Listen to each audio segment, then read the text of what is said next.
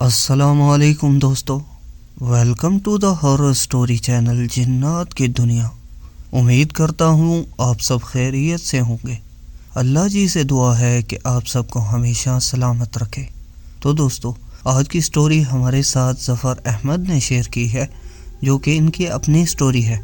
Story کی طرف بڑھنے سے پہلے نئے آنے والے لسنرز سے ریکویسٹ ہے کہ جلدی سے چینل کو سبسکرائب کر لیں تاکہ ہر نئی سٹوری کا نوٹیفیکیشن بر وقت ملتا رہے۔ چلیے بڑھتے ہیں آج کی خوفناک سٹوری کی طرف۔ قبرستان میں شرط لگانے کا بھیانک نتیجہ۔ دوستو، قبرستان کے بہت سارے خوفناک واقعات تو ہم اکثر سنتے رہتے ہیں، لیکن آج کا واقعہ سچا ہونے کے ساتھ ساتھ سبق آموز بھی ہے۔ آج میں آپ کو جو کہانی بتانے جا رہا ہوں یہ حقیقت ہے، اور اس کہانی میں قبرستان میں شرط لگانے کا نتیجہ دیکھ لیں۔ یہ سچا واقعہ سن 2001 میں پیش آیا۔ ان دنوں موبائل فون تو تھے، لیکن ابھی تک ہمارے گاؤں میں انٹرنیٹ نام کی کوئی شے موجود نہ تھی، لہٰذا وقت گزاری کے لیے روزانہ کی بنیاد پر ہم 4 دوست رات کو گھروں سے باہر چارپائی لے جاتے اور وہاں پر بیٹھ کر گپ بازی کرتے۔ گرمیوں کا موسم ہوتا تھا، بجلی معمول کے مطابق نہیں ہوتی تھی، سو رات دیر تک ہم گپ شپ میں مصروف رہتے۔ ایک دن ہماری بات جنات کے واقعات پر ہونے لگی کہ فلاں بزرگ گھوڑے پر سوار رات گئے، گاؤں واپس لوٹ رہے تھے، انہیں ایک بکری ملی۔ انہوں نے اسے اپنے گھوڑے کے اوپر لاد دیا اور تھوڑی دور جا کر دیکھا تو بکری کی ٹانگیں بڑی ہو رہی تھیں، اس حد درجہ کہ زمین کو چھونے لگیں۔ ایسے واقعات تو میں شوق سے سنتا، لیکن اندر سے ڈر بھی جاتا۔ گھر کی طرف روانہ ہو کر سلیم کو اپنے راستے پر لے آتا تاکہ اکیلا گھر کی طرف نہ جاؤں، لیکن ظاہر نہیں ہونے دیتا تھا کہ مجھے ڈر لگتا ہے۔ سلیم کو ان سب باتوں پر بالکل بھی بھروسہ نہیں تھا، اور اس دن بھی وہ ان بزرگوں کے جناتی قصے کہانیوں کا مذاق اڑانے لگا۔ لہٰذا وسیم نے سلیم سے کہا، تو پھر ٹھیک ہے، شرط لگی، تم اگر قبرستان کی فلاں قبر پر یہ گندا رومال اور اس کے اوپر اینٹ رکھ کر آ گئے تو مان لیں گے تمہیں۔ سلیم بولا، اگر رکھ دیا تو پھر ہم مان لیں گے کہ یہ سب کچھ نہیں ہوتا، اور تم شہر میں جس ہوٹل کا نام لوگے وہاں کھانا کھلائیں گے۔ وسیم نے جذب کے عالم میں جواب دیا، مگر مجھے یہ سب کچھ بہت عجیب لگا۔ میں نے سلیم کو روکنا چاہا کہ وہ ایسی شرط نہ مانے، لیکن مجھے دوستوں کی اکثریت کے آگے ہارنا پڑا۔ جب آدھی رات ہوئی تو ہم سب اٹھ کر قبرستان کی طرف بڑھنے لگے۔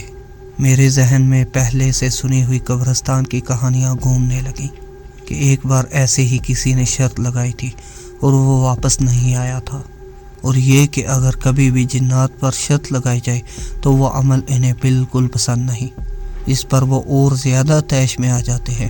ایک بار تو یہ سننے کو ملا کہ کسی نے شرط لگائی اور 2 دن بعد لاش نہر کے کنارے سے ملی، اور ایک دن تو وہاں سے بچوں کے رونے کی آواز بھی آ رہی تھی۔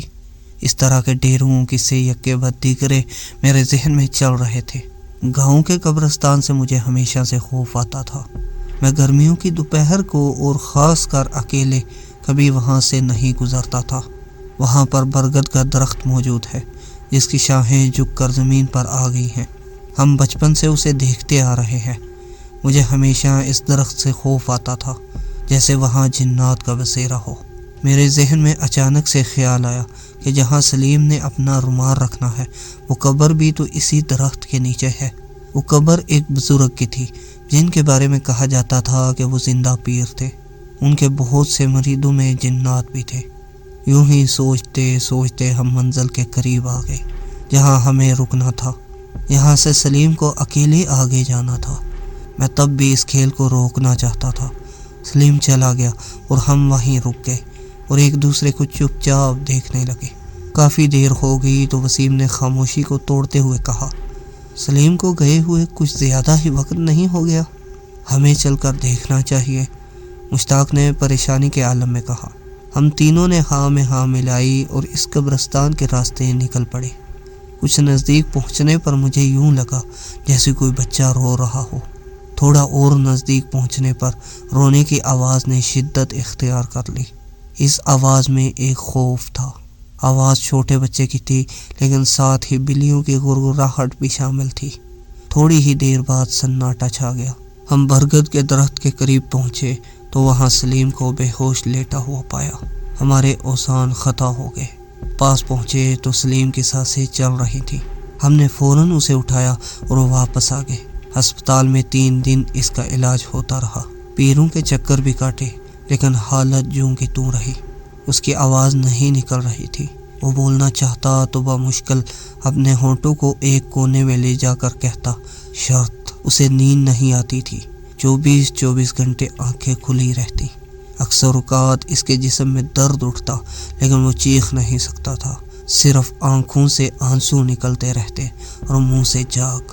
یوں ہی 10 دن گزر گئے۔ وہ جاگتا رہا، آنکھوں سے آنسو بہاتا رہا۔ پھر ایک دن وہ اسی حالت میں اللہ کو پیارا ہو گیا۔ یہ اس کے کل والے دن کی بات ہے۔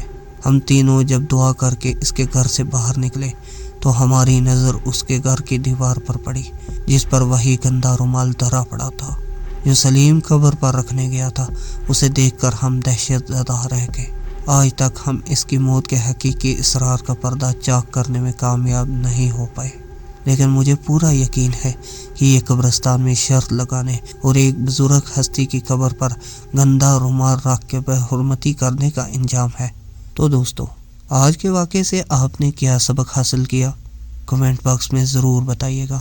اور ہاں، چینل کو سپورٹ کریں، لائک کمنٹس میں کنجوسی مت کیا کریں۔ آپ جب کمنٹس کرتے ہیں تو مجھے لگتا ہے کہ میری کی گئی محنت کا پھل مجھے مل رہا ہے۔ اگلی سٹوری تک کے لیے مجھے اجازت دیجیے۔ اللہ حافظ۔